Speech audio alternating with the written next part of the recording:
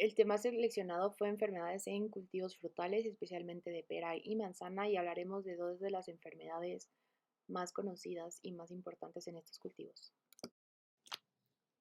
Y vamos a hablar especialmente de enfermedades ocasionadas por hongos. La sarna del manzano y del peral es la enfermedad de follaje más importante en estos cultivos, por lo tanto la mayoría de los tratamientos están dirigidos a tratar este problema. Para poder realizar un control de esta enfermedad, el productor debe estar familiarizado con la sintomatología, el ciclo de la enfermedad y con los fungicidas adecuados para su control. La sarna del manzano es ocasionado por Venturia inequalis y la sarna del peral es ocasionado por Venturia pirina. Los síntomas más típicos se manifiestan en hojas y frutos, aunque también pueden presentarse en pecíolos, pimpollos, ramitas y escamas de las yemas. Y los síntomas se observan primeramente en la parte de abajo de las hojas, en el embés, ya que este es el lado expuesto cuando abren las yemas, como se puede ver en esta figura.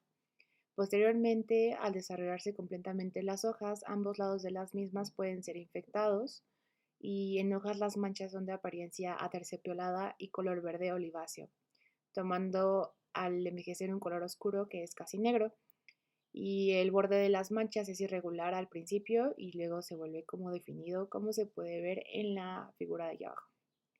En la fruta las manchas son similares a las que aparecen en las hojas, pero posteriormente se vuelven como color marrón y de apariencia corchosa, así como se puede ver en la figura 3.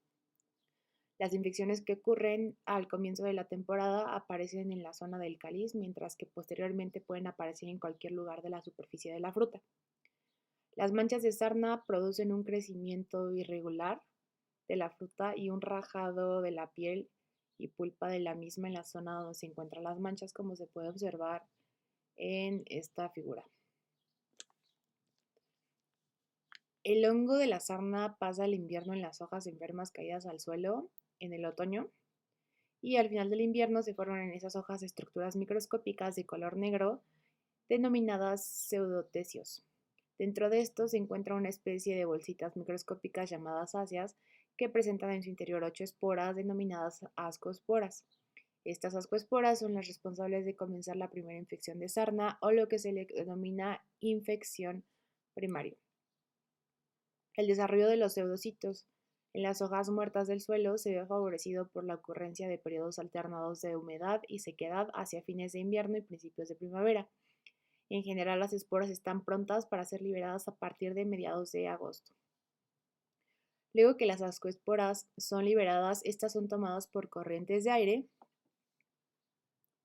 y son llevadas hasta los tejidos susceptibles como las hojas o los sépalos, donde ocurre la infección. Este proceso vuelve a repetirse hasta que los pseudotecios finalmente se agotan. Para nuestras zonas frutícolas, el periodo de sarna primaria comienza un poco antes de que abran las yemas y finaliza de 3 a 5 semanas luego de la caída de los pétalos. Y el pico de descarga de ascosporas coincide normalmente con el periodo de floración, el cual es un momento de alta sensibilidad de los tejidos a la infección de la sarna. Luego de que las esporas caen a las superficies susceptibles, las mismas pueden germinar siempre y cuando exista una película de humedad sobre el tejido.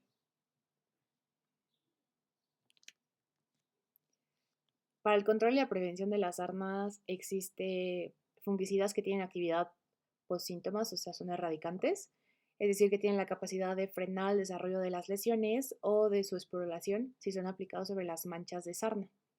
Para esto se realiza una aplicación tan pronto se observen las manchas y se tiene que hacer una segunda aplicación a los 5 o 7 días después. Si no tienen efectos estas aplicaciones, se debe continuar con las mismas hasta la completa inactivación de las manchas. Y para que el tratamiento sea efectivo, se debe poner especial cuidado en la calidad de la aplicación, fundamentalmente en lo que respecta a la cobertura y la dosis. Otra de las formas de prevención son las buenas prácticas de cultivo, como las buenas prácticas de poda que permiten tener un follaje abierto y promueven la buena circulación de aire y aumentan la penetración de la luz.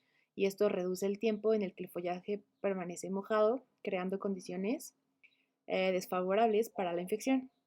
Por otro lado, el tener el follaje abierto mejora la eficiencia de la pulverización Después, la eliminación de plantaciones viejas o árboles que no se curan dentro de un radio de 700 metros también reducirá el número de ascoesporas que ingresen y pues previenen la infección. Y finalmente, una correcta calibración de la máquina de aplicación es imprescindible para lograr que todas las partes sensibles del árbol estén correctamente cubiertas con una dosis adecuada de estos fungicidas.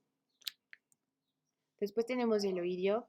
Este no ha sido un problema tan importante como la sarna en la mayoría de los cultivos. Sin embargo, si se incrementan las plantaciones cultivares sensibles, esta enfermedad debe ser tenida en cuenta, ya que en años con condiciones climáticas favorables, esta puede pasar a ser el primer problema a tratar.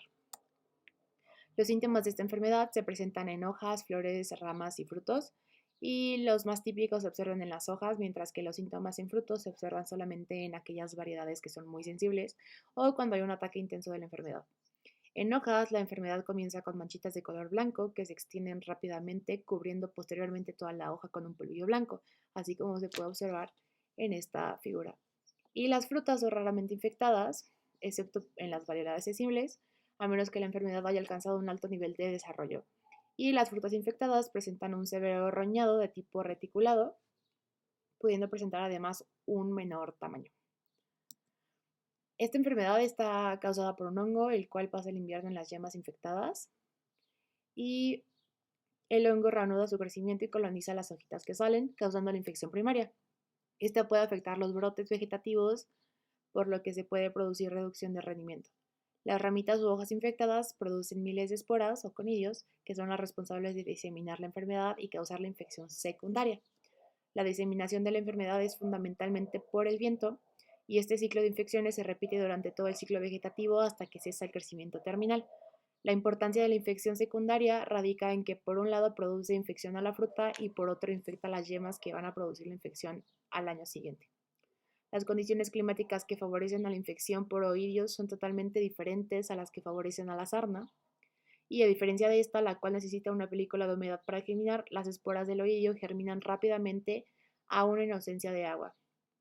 Incluso las esporas no van a germinar si están inmersas en agua. Entonces, bajo estas condiciones óptimas, los síntomas del oído serán visibles a las 48 horas luego de la infección y aproximadamente 5 días después aparecerá una nueva generación de conillos. Para el control y la prevención del oídio hay fungicidas que los más eficientes son los que son inhibidores del esterol, y dentro de estos fungicidas algunos son como el miclobutil, difenoconazol y ciproconazol, y estos tienen muy buena acción tanto para el oídio como para la sarna.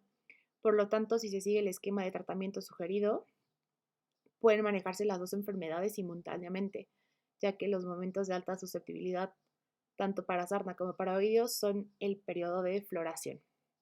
Y en caso de que se utilice un fungicida como el tridiamefón, que solo tiene acción sobre oídio, se debe incluir un fungicida para sarna, es decir, se tienen que tratar las dos enfermedades al mismo tiempo. El azufre también puede ser utilizado para el control del oídio, y en este caso la frecuencia entre aplicaciones es entre 5 a 7 días hasta la primera cubierta, y si el oído ha sido bien controlado, hasta este momento el intervalo entre aplicaciones podrá extenderse a 10 días.